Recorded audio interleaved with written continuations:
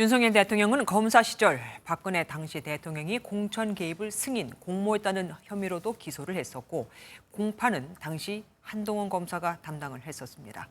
야권의 공세가 거셉니다. 녹취 파일의 파장, 정치부 이병주 기자와 뉴스 추적해 보겠습니다. 어서 오십시오. 이 기자, 일단 이번 대통령과 명태균 씨 대화가 녹음된 그 상황부터 정리를 해주세요. 네, 일단 대통령과 명태균 씨의 전화통화는 지난 2022년 5월 9일에 이루어졌습니다. 간단히 일지를 보면서 설명드리면요. 네. 3월 9일 20대 대선에서 윤석열 당시 후보가 당선이 돼서 당선인 신분인 상태였고요. 네. 통화 이튿날인 5월 10일에는 취임식을 치르고 대통령 임기가 시작됐습니다. 네. 그리고 이날 김영선 전 의원의 공천도 발표가 됐었습니다. 또 궁금한 게 이 통화 파일이 어떻게 민주당의 제보로 들어가느냐 하는 겁니다. 민주당은 공익제보센터로 제보가 들어왔다 이렇게 설명을 했습니다. 제보자는 밝힐 수 없다고도 했는데요. 명태균 씨가 입장을 직접 내놨죠. 함께 일했던 직원인데 자신과의 대화 과정에서 녹음을 해서 그 일부가 공개됐다는 설명입니다. 네. 오늘 공개된 녹취 들어보시면요. 대통령과 명 씨의 전화통화 음질은 좀 떨어지고 명 씨가 당시 상황을 설명하는 음성은 비교적 뚜렷하게 들립니다.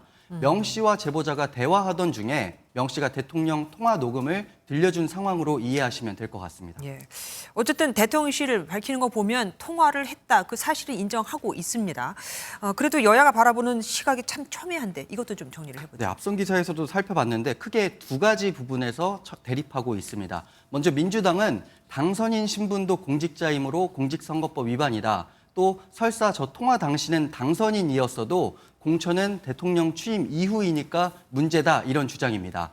반면 국민의힘은 당선인 신분은 공무원으로 볼 수 없고 당원으로서 후보를 추천하는 게 무슨 문제냐 이렇게 맞서고 있습니다. 네. 또 통화 녹취가 공개된 부분도 다투고 있는데요. 민주당은 명 씨와 제보자 둘 사이의 대화 도중에 재생된 음성이니까 문제가 없다 이런 입장인데 여당 측은 제3자 불법 녹음에 해당한다고 맞서고 있습니다.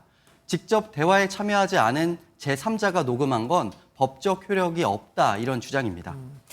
가장 궁금한 건 이 녹취가 대통령의 불법 활동을 입증할 결정적인 증거, 그러니까 스모킹건이 될 수 있냐는 겁니다. 네, 이 역시 좀 의견이 분분합니다. 민주당은 당연히 지도부가 이 녹취를 공개하면서 공천 개입 관련한 물증 공방이 이어졌는데 이번 녹취로 모든 것이 해소됐다면서 명확한 스모킹건이라고 이렇게 그런 취지로 설명을 했습니다.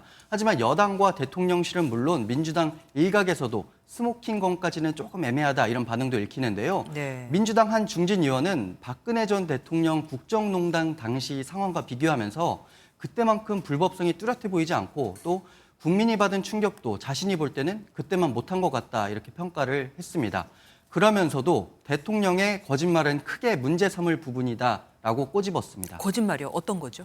그러니까 이 당시 명태균 씨 관련 의혹이 커지면서 대통령실이 지난 8일에 입장을 내놨었습니다. 네네. 20대 대선 경선 이후 주변 만류로 명 씨와는 더 이상 연락을 주고받은 적이 없다는 취지였는데 네네네. 대선 경선이면 2021년 11월이거든요. 그러니까 대통령실 해명대로면 이 이후에 명 씨와 대통령의 연락이 나오면 안 되는 건데 그 해명이 거짓말이 됐다 이런 주장입니다.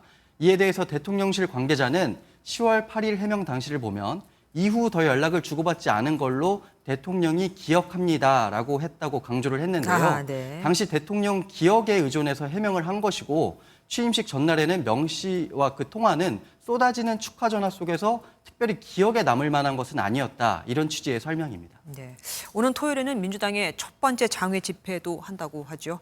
공세 수위가 더 거세지겠습니다. 지금까지 정치부 이병주 기자와 함께했습니다. 고맙습니다.